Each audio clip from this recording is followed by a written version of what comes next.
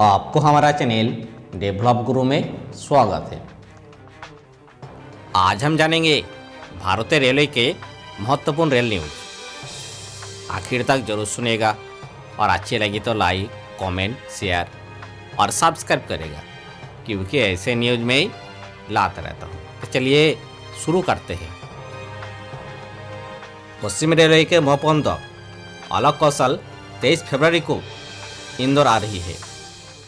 वो यह railway station परिक्षेत्र का दौरा करने के साथ सांसद और जनप्रतिनिधि से मुलाकात करेगी।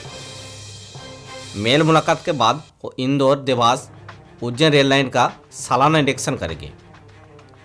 पहले यह दौरा 22 फरवरी को होना था, लेकिन एक दिन टल गया। रेलवे लाइन के किनारे जहां भी 8.5 मीटर की जगह होगी, रेलवे उन खाली स्थानों को सोलर पैनल लगाने के लिए प्राइवेट कंपनी को देगी। इससे जो बिजली उत्पन्न होगी, प्राइवेट कंपनी चाहे तो उसे रेलवे को दे सकती है। भोपाल रेल डिवीजन से गुजरने वाली ट्रेनों को रोकने की घटनाएं बीते 2 सालों में कम हो गई है। इसके बजाय ट्रेन रोकने वाले यात्रियों के दे जाने वाले सुझाव और उन पर की गई कार्रवाई है। मतलब पहले की तरह अब ट्रेनों के चेन पुलिंग करके कम रोका जा रहा है, तो ही ट्रैक पार करने ट्रेनों की गति प्रभावित करने वाली इसकी संख्या भी कम हो गई है।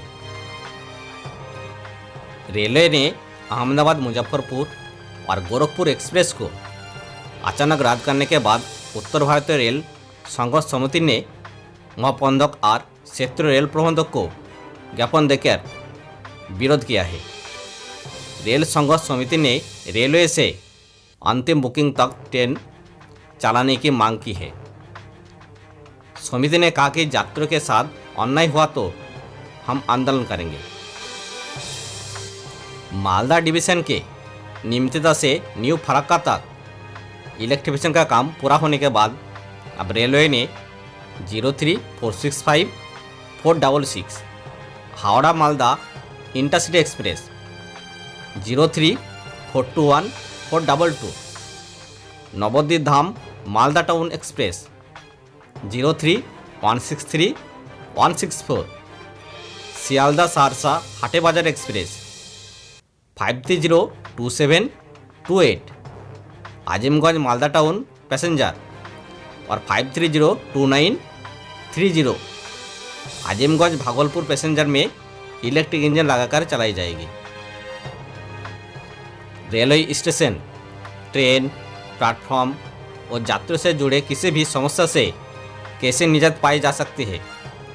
अगर ये आइडिया कोई यात्री रेलवे को देते हैं और उसे रेलवे बोर्ड अच्छे उपाय मानता है तो उसे 10 लाख रुपया का इनाम दिया जाएगा। रेलवे को बेहतर बनाने की आइडिया 10 लाख रुपया का इनाम दिला सकता है। रेलवे ने इसके लिए जनभागीदारी पोर्टल लॉन्च किया है और लोगों से इस पर सुझाव मांगे हैं। भागलपुर जंक्शन के रेलवे कॉलोनी में राज्य का दूसरा शॉपिंग मॉल का निर्माण होगा। रेलवे की ओर से इस प्रोजेक्ट को मंजूरी मिल गई है। मॉल का निर्माण अप्रैल में शुरू होगा। कॉम्प्लेक्स का आकार G+4 होगा। नीचे में वाहन के लिए पार्किंग की व्यवस्था होगी। इसमें होटल और दुकानें होगी।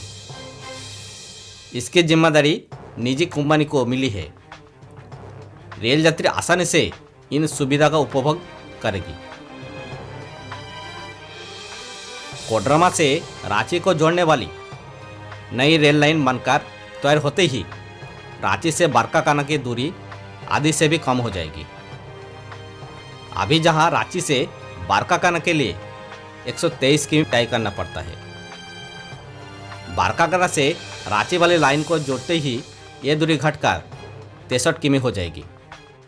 ये कहना था पूर्व मध्य रेल के महाप्रबंधक ललित चंद्र त्रिवेदी का। धनबाद दौरे पर आए महाप्रबंधक गुरुवार को बरकाकाना रांची के बीच चल रही रेल परियोजना का निरीक्षण करने पहुंचे थे। कोरोना के बाद बंद हुई ट्रेनों का परिचालन पर उत्तर मध्य रेलवे के जीएम विनय कुमार त्रिपाठी ने कहा कि मैं भविष्यवाणी नहीं कर सकता, लेकिन जैसे जैसे कोरोना का असर कम होता जाएगा ट्रेनों बढ़ती चली जाएगी। ट्रेनों पूरी तरह चलने लगेगी तो विंडो टिकट भी मिलने लगेगा। ग्वालियर रेलवे स्टेशन के निरीक्षण के बाद जीएम त्रिपाठी ने कहा कि जल्द ग्वालियर रेलवे स्टेशन का स्वरूप बदलेगा। यहाँ बहुत काम बाकी है, नई कॉम्प्लेक्स बनाना है।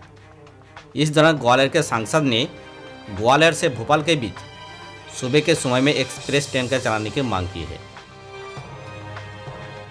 यात्रियों की मांग पर रांची रेल डिवीजन ने 4 और ट्रेनों का चलने का प्रस्ताव दक्षिण पूर्व रेलवे मुख्यालय को भेजा है।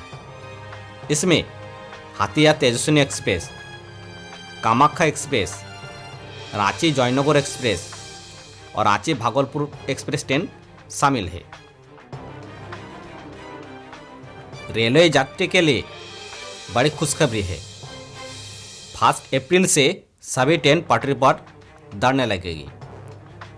जानकारी के मुताबिक भारतीय रेलवे 1 अप्रैल से सभी ट्रेन का परिचालन शुरू कर सकता है। इसके लिए रेलवे ने तैयारी भी पूरी कर ली है। दरअसल 29 मार्च को होली का त्यौहार है, जिसमें ट्रेनों की भारी डिमांड होती है। इसलिए यात्रियों को ट्रेनों के लिए मारामारी न करने पड़े, इसके लिए रेलवे ने 1 अप्रैल से सभी ट्रेनों के पटरी पर उतर सकते हैं।